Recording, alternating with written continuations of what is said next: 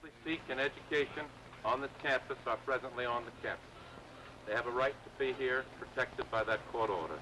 They have a right to register here. It is a simple problem, scarcely worth this kind of attention in my judgment. And those students who will remain on this campus, they will register today. They will go to school tomorrow, and they will go to school at this university at this summer session. The university has indicated its willingness to accept them.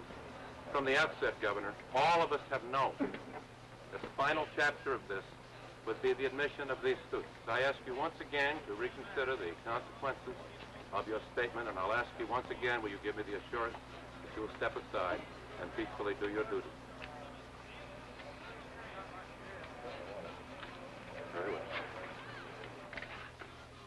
This is a CBS News special report, the United States versus Governor Wallace. Good evening, I'm Roger Mudd. Campaign promises in America are usually not worth the paper they are written on, but you have just seen the governor of a southern state fulfilling one. The result was a direct confrontation between the United States government and Governor George C. Wallace of Alabama. The governor lost, but not before he had made his dramatic stand in the doorway of the University of Alabama's registration hall, not before he had refused 3 times to step aside and admit 2 Negro students, not before President Kennedy authorized the federalization of the Alabama National Guard, and not before Governor Wallace had forced the federal government to use armed troops to overcome his resistance. The governor said from the beginning that his resistance was to be more symbolic than real, that he did not intend to meet force with force, that he was only trying to demonstrate how helpless he was against the power of the federal government. The great confrontation took place this morning in Tuscaloosa, a typical southern college town. The University of Alabama Board of Trustees, under federal court order to accept 2 Negro students, had voted to accept them with Governor Wallace dissenting. And the governor himself was under a federal court injunction not to interfere with their admission. Waiting in a car, half forgotten in the great events racing around them, were the 2 principals, Vivian Malone and James Hood. Vivian Juanita Malone, 20 years old, hometown Mobile, Alabama, a B-plus student at all-Negro Alabama A&M College. She wants to study business at the university, and that, she says, is all she wants. James Alexander Hood, he's also 20, lives in Gadsden, Alabama, and he's a preacher. He's been giving sermons in local churches since he was 13. His curriculum, psychology. Now, this is the moment. It is 10:47 a.m. in Tuscaloosa. The thermometer already stands at 95.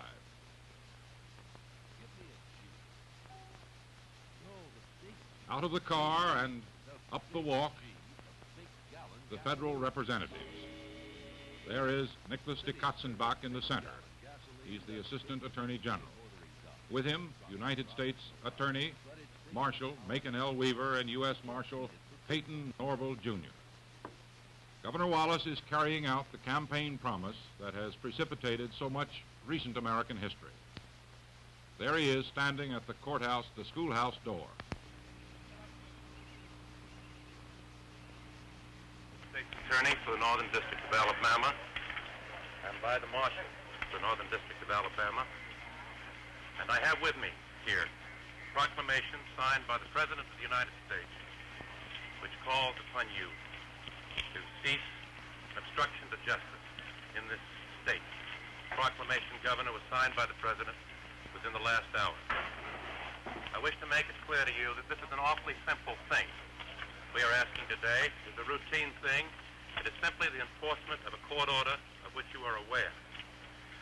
And I've come here to ask you now for an unequivocal assurance that you will permit these students, who after all merely want an education at the great university... Now you make your statement, but we don't need you to make a speech. You make your statement. I will make my statement, Governor. I was in the process of making my statement. And I'm asking from you an unequivocal assurance that you will not bar entry to these students, to Vivian Malone and to James Hood, and that you will step aside peacefully, do your constitutional duty as governor of this state and as an officer of the court, which you are as a member of the bar, and that nobody acting under your control will bar their entry physically or by any other means. May I have such an assurance? I have a statement to read.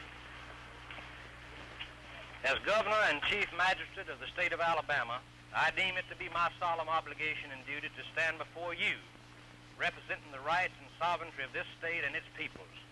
The unwelcomed, unwanted, unwarranted, and force-induced intrusion upon the campus of the University of Alabama today of the might of the central government offers frightful example of the oppression of the rights, privileges, and sovereignty of this state by officers of the federal government.